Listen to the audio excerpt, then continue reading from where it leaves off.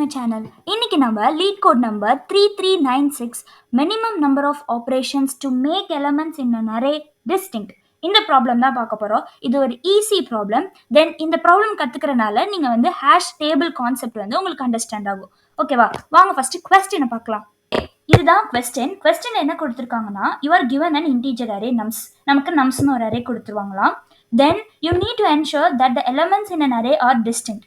To achieve this, you can perform the following operation any number of times.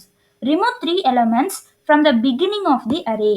If the array has fewer than 3 elements, remove all remaining elements. Okay, note that an empty array is considered to have distinct elements. Return the minimum number of operations needed to make the elements in an array distinct.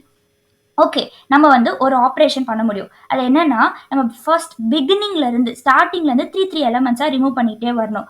எதுக்காக நம்ம அதை பண்ணுறோன்னா, ஒரு அரேல இருக்க எல்லா எலமெண்ட்ஸும் டிஸ்டிங்காக different elements இருக்கணும். 1 2 3 அப்படின்னு இருக்கணும். நோ 1 1 2 அந்த மாதிரி இருக்கக்கூடாது. ரிப்பீட்டேஷன்ஸ் இருக்கக்கூடாது. எல்லா எலமெண்ட்ஸும் டிஸ்டிங்காக இருக்கணும், டிஃப்ரெண்ட்டாக இருக்கணும். ஓகேவா? அதுக்கு நம்ம இந்த ஆப்ரேஷனை வந்து எத்தனை டைம் வேணால் பண்ணிக்கலாம். ஓகேவா? நம்ம இப்படி பண்ணும்போது லெஸ் தென் 3 எலமெண்ட்ஸ் இருந்துச்சுன்னா நம்ம மொத்தமாக ரிமூவ் கூட பண்ணிடலாம். அந்த அரேல ஒரு எலமெண்ட் கூட இல்லாமல், ஒரு எலமெண்ட் கூட இல்லாத எம்டி அரேவை கூட இவங்க டிஸ்டிங்க்ட் எலமெண்ட்ஸ் அப்படின்னு எடுத்துக்கிறாங்க. ஓகேவா? அதாவது அந்த நோட்ல கொடுத்துருக்காங்க.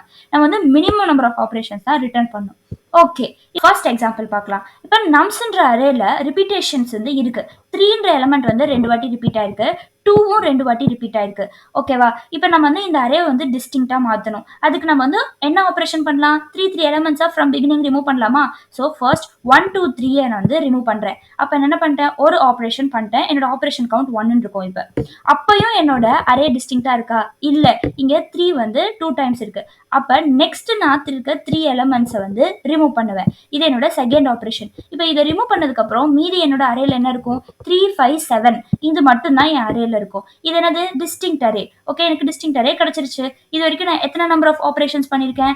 2 நம்பர் ஆஃப் ஆப்ரேஷன் பண்ணியிருக்கேன். ஓகேவா? இதே லாஜிக் தான் நெக்ஸ்ட் இருக்க எக்ஸாம்பிள்ஸ் ரெண்டுத்துக்கும் அப்ளை பண்ணியிருக்காங்க. இப்போ இந்த தேர்ட் எக்ஸாம்பிள் பாருங்களேன். இங்க எல்லாமே என்னவா இருக்கு? டிஸ்டிங்க்டா தான் இருக்கு. ஸோ நான் எந்த ஆப்ரேஷனும் பண்ண தேவையில்ல, 0ன்னு அவுட்புட் கொடுத்துருக்காங்க. இந்த செகண்ட் எக்ஸாம்பிள் பாருங்க. இங்க வந்து எல்லாமே டிஸ்டிங்க்டா இருக்கா? இல்ல, இங்க 3 4 வந்து கொடுத்துருக்காங்க. ஸோ இந்த அரே டிஸ்டிங்க் கிடையாது. இதை டிஸ்டிங்க்டா மாற்ற நான் வந்து அந்த ஆப்ரேஷன் வந்து ஃபர்ஸ்ட் பண்றேன். இங்க ஃபர்ஸ்ட் 3 எலமெண்ட்ஸை ரிமூவ் பண்றேன். 4 5 6. அப்பயும் பார்த்தா எனக்கு என்னது? டிஸ்டிங்க்ட் அரே கிடைக்கல. 4 4ன்னு இருக்கு. தென் இந்த 4 4 வந்து கவுண்ட் எவ்வளோ?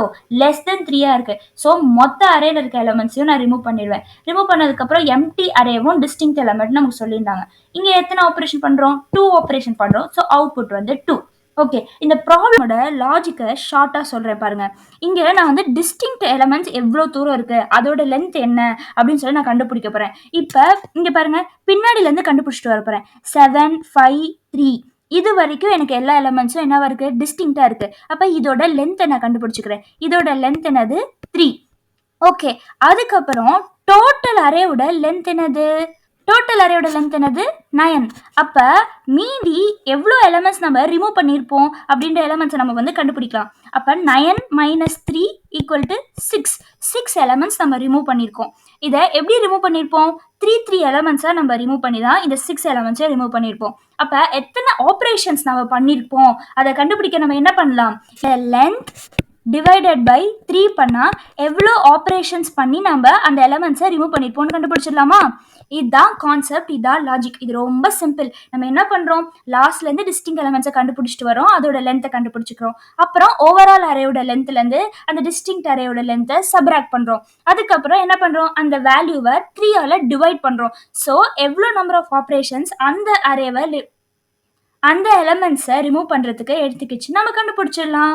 இது வெரி சிம்பிள். உங்களுக்கு அண்டர்ஸ்டாண்ட் ஆயிருக்கும்னு நினைக்கிறேன். இப்போ இங்கே நான் ஹேஷ் செட் தான் யூஸ் பண்ண போகிறேன். ஹேஷ் செட் எதுக்கு யூஸ் பண்ண போகிறேன்னா, இந்த டிஸ்டிங்க்ட் எலமெண்ட்ஸ் எல்லாம் அதுக்குள்ளே போட்டு வச்சுட்டு தென் அதோட லென்த்தை கண்டுபிடிக்கிறதுக்காக ஹேஷ் செட் யூஸ் பண்ண போகிறேன். அவ்வளோதான். டிஸ்கிரிப்ஷனில் டைம் ஸ்டாம்பில் நீங்கள் டேரெக்டாக ஜாவா எக்ஸ்ப்ளனேஷன், பைத்தான் எக்ஸ்ப்ளனேஷன் போகிறதுக்கு டைம் ஸ்டாம்ப் ஆட் பண்ணியிருக்கேன். நீங்கள் மறக்காம அதை பார்த்துக்கோங்க. இதுதான் அந்த லாஜிக்கான பைத்தான் கோட். ரொம்ப சிம்பிள். நான் ஃபர்ஸ்ட் என்ன பண்ணிக்கிறேன்? சீன்னு சொல்லி ஒரு செட் கிரியேட் பண்ணிக்கிறேன். தென் அந்த நம்ஸ்ன்ற அரேயோட டோட்டல் லென்த்தை கண்டுபிடிச்சி வச்சுக்கிறேன். n = length of nums. Next நான் என்ன சொன்னேன்? நம்ம வந்து டிஸ்டிங்க்ட் எலமெண்ட்ஸ் கண்டுபிடிக்க போகிறோம், அதை பேக்வர்ட்ஸ்லேருந்து கண்டுபிடிக்க போகிறோம். ஸோ ஃபார் லூப் வந்து நான் வந்து பேக்வர்ட்ஸ்லேருந்து அந்த நம்ஸ்ன்ற அரேவை ட்ராவல்ஸ் பண்ணுறதுக்கு போட்டுக்கிறேன். For I in range n - 1 last எலமெண்ட்லேருந்து ஸ்டார்ட் பண்ணுறோம். -1 கடைசியாக போனதுக்கப்புறம் n பண்ணிடும். இங்கே ஸ்டெப்ஸ் வந்து -1 வரும். ஓகே, அதுக்கப்புறம் நான் என்ன பண்ணுறேன்னா என்னோட சீன்ற செட்டுக்குள்ளே வந்து அந்த டிஸ்டிங்டாக இருக்க எலமெண்ட்ஸ் எல்லாம் என்ன பண்ணும், ஆட் பண்ணிக்கிட்டே வரணுமா, அதுக்கு தான் நான் வந்து இஃப் கிளாஸ் வந்து போட்டிருக்கேன். ஓகே, இந்த எக்ஸாம்பிள் 1 பாருங்களேன். எக்ஸாம்பிள் 1ல லாஸ்ட் எலிமெண்ட் என்னது 7. அந்த 7 வந்து சீன்ல இருக்கான்னு செக் பண்ணும். சீன் வந்து ஃபர்ஸ்ட் எம்டியா தானே இருக்கு. ஸோ வந்து இந்த இஃப் கண்டிஷன் வந்து ஃபர்ஸ்ட் வந்து சாட்டிஸ்ஃபை ஆகாது. Seen dot add nums of I, அந்த 7 வந்து சீன்ற செட்டுக்குள்ள ஆட் ஆயிடும். நெக்ஸ்ட் 5 பார்க்குறோம். 5ம் சீன்ல இல்லை. ஸோ நம்ம சீன்ற செட்டுக்குள்ள 5 ஆட் பண்றோம். தென் 3 பாருங்க. 3 வந்து சீன்ல இருக்கா, இல்ல. அப்ப வந்து நம்ம சீன்ற இதுக்குள்ள நியூவா ஆட் பண்ணிக்கிறோம். நெக்ஸ்ட் 3 மறுபடியும் வருது.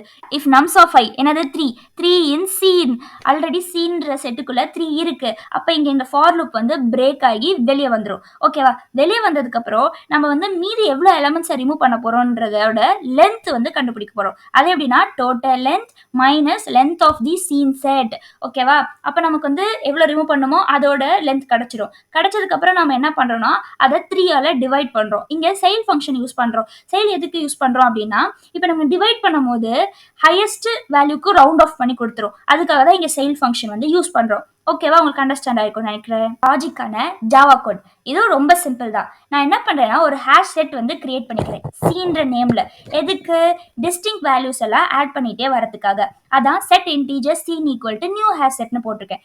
தென் டோட்டல் நம்ஸ்ன்ற அரேயோட லென்த் எனக்கு கண்டுபிடிக்கணும். அதுக்காக int n equal to nums dot லென்த்னு போட்டுக்கிறேன்.